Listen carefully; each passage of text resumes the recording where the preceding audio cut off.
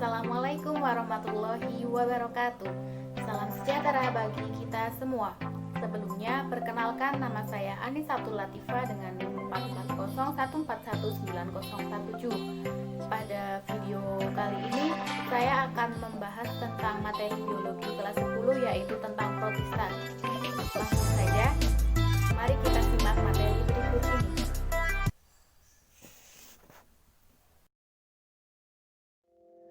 Oke, pada kesempatan kali ini kita akan membahas tentang protista.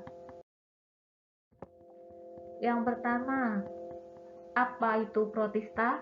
Ada yang sudah tahu protista itu apa? Protista berasal dari dua kata Yunani yaitu protos dan kesitos. Protos ini berarti awal atau mula-mula, sedangkan kesitos berarti menyusun. Sehingga pengertian dari protista sendiri yaitu makhluk hidup bersel satu maupun bersel banyak yang tersusun secara sederhana dan sudah memiliki membran inti. Kemudian protista ini merupakan organisme eukariot, di mana organisme eukariot ini tersusun dari sel-sel eukariotik atau mempunyai membran inti.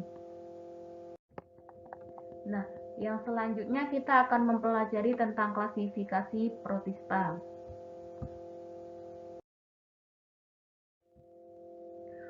Klasifikasi protista ini dibagi menjadi tiga. Yang pertama yaitu ada protista mirip jamur, yang kedua ada protista mirip tumbuhan, dan yang ketiga ada protista mirip hewan. Kita akan mempelajari satu per satu. Yang pertama kita akan mempelajari tentang protista mirip jamur.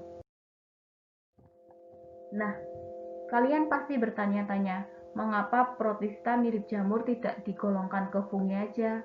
Kenapa ya? Jadi, protista mirip jamur bukan merupakan jamur sejati karena memiliki susunan sel, cara reproduksi, dan siklus hidup yang berbeda dari jamur. Akan tetapi, kelompok protista jenis ini memiliki bentuk seperti jamur sejati yang membentuk sporangia atau membentuk filamen yang menyerupai hifa.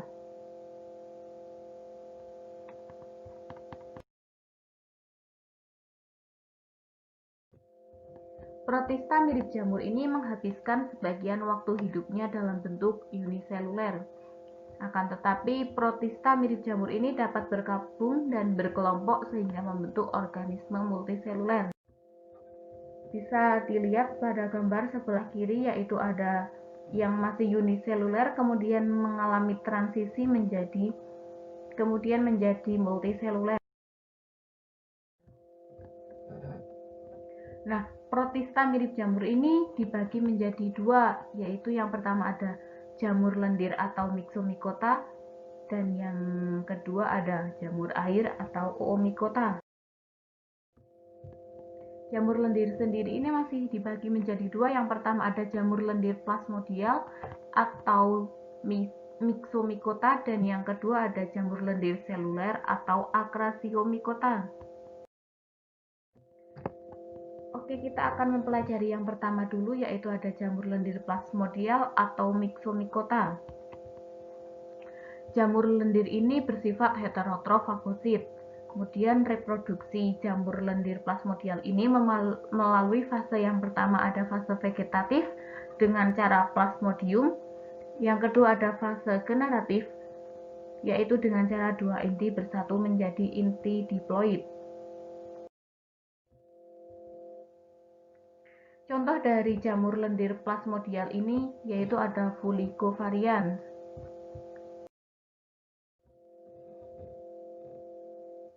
Oke, selanjutnya ada jamur lendir seluler atau Acrasiomycota. Jamur lendir ini bersifat heterotrof, memiliki fase makan soliter dan agregat. Reproduksi jamur lendir seluler ini yang vegetatif dengan cara membentuk buah atau fruiting body, dan yang generatif yaitu dengan cara singami sel apoid. Contoh dari jamur lendir seluler ini ada Dictyostelium sp. Oke, kita akan memasuki yang jamur air atau Oomycota. Jamur air atau Oomycota ini tubuhnya terdiri atas benang atau hifa yang tidak bersekat. Kemudian dinding selnya tersusun atas selulosa dan habitatnya ini ada di darat maupun di air, saprofit maupun parasit. Untuk reproduksinya yaitu vegetatif dengan cara zoospore dan generatif dengan cara oogami. Contoh dari jamur air ini ada Saprolegnia. Baik, kita akan memasuki yang kedua yaitu protista mirip tumbuhan. Nah, protista mirip tumbuhan ini mengapa ya bisa mirip sama tumbuhan?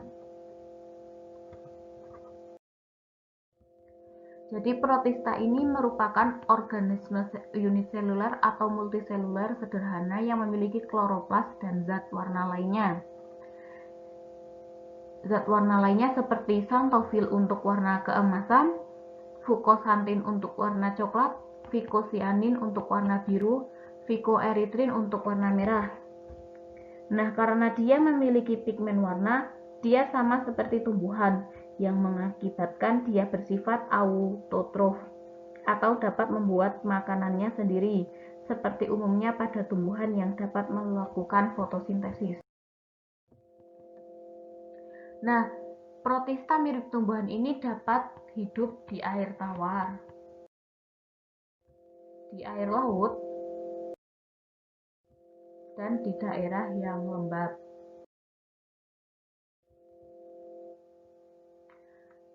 Protista mirip tumbuhan ini bereproduksi secara aseksual dengan cara pembelahan biner, fragmentasi, pembentukan spora, dan bereproduksi secara seksual dengan cara penyatuan gamet yang berbeda jenis.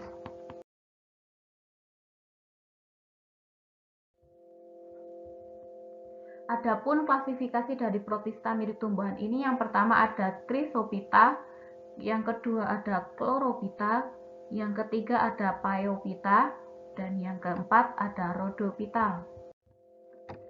Oke, kita akan bahas yang pertama yaitu Chrysophyta. Chrysophyta ini merupakan ganggang keemasan yang pigmen yang terdiri dari karoten, xanthofil, dan pigmen klorofil A dan C. Habitat dari Chrysophyta sendiri ini ada di dalam air laut. Contohnya yaitu Navicula. Yang kedua ada Chlorophyta. Chlorophyta ini merupakan ganggang hijau yang memiliki pigmen klorofil yang dominan. Chlorophyta ini merupakan organisme uniseluler yang berkoloni, kemudian memiliki pirenoid untuk menyimpan makanan, memiliki dinding sel yang kaku yang terbentuk dari selulosa.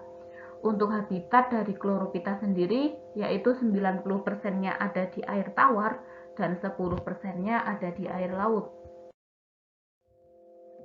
Contohnya yaitu Chlorella.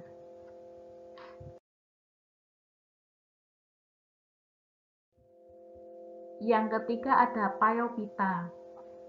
Phaeophyta ini memiliki pigmen fucoxanthin yang dominan. Habitatnya ada di laut. Tubuhnya memiliki cabang sebagai stip, daun seperti frons dan holdfast. Phaeophyta ini menyimpan makanan dalam bentuk laminarin dan mannitol.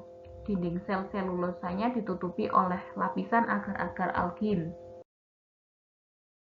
Contohnya yaitu ada fucus. Oke, yang selanjutnya ada Rhodophyta. Rhodophyta ini memiliki pigmen phycoerythrin yang dominan. Rhodophyta ini habitatnya ada di air laut. Merupakan organisme multiseluler. Talus pada alga merah ini berbentuk pohon dan tidak ada flagel. Kemudian dinding selnya yaitu berlapis-lapis. Contoh dari Rhodophyta ini yaitu ada Eugeumas spinosum.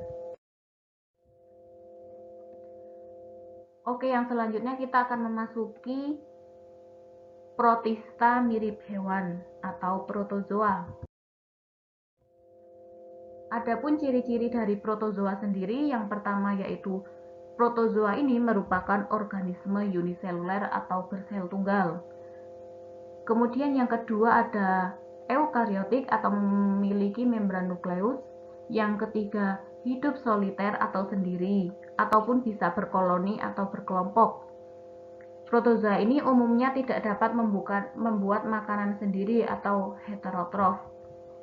Hidupnya bebas, saprofit atau parasit. Dan yang terakhir ada dapat membentuk kista untuk bertahan hidup. Nah, protista mirip hewan ini terdiri dari 4, yaitu yang pertama ada rhizopoda, yang kedua ada ciliata, yang ketiga ada flagellata, dan yang keempat ada sporozoa.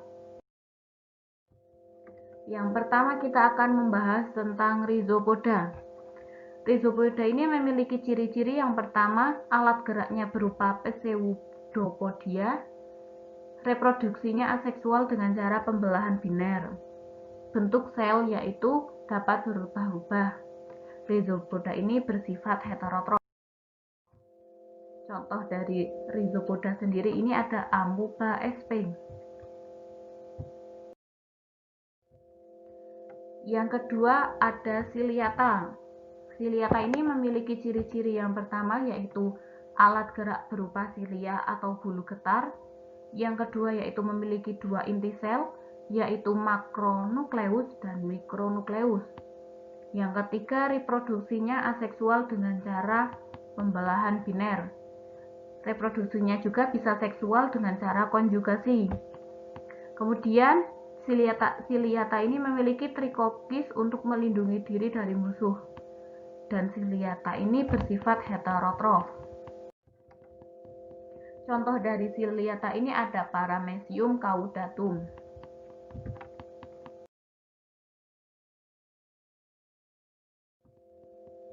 Oke, yang ketiga ini yaitu ada flagellata. Flagellata ini alat geraknya berupa flagellum atau bulu cambuk. Reproduksi aseksual dengan cara pembelahan biner. Flagellata ini hidup di air, bersimbiosis atau menjadi parasit di dalam tubuh hewan ataupun manusia. Contohnya yaitu ada Trypanosoma gambiens. Oke, yang selanjutnya ada sporozoa. Sporozoa ini tidak memiliki alat gerak ya.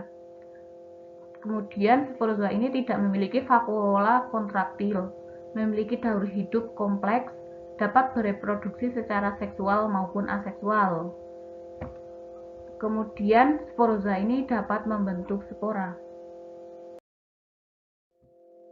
Contohnya yaitu ada Plasmodium sp. Sekian materi yang dapat saya sampaikan. Terima kasih kepada teman-teman yang telah mengikuti pembahasan dari awal hingga akhir. Tetap semangat dan semoga bermanfaat. Sekian, wassalamualaikum warahmatullahi wabarakatuh.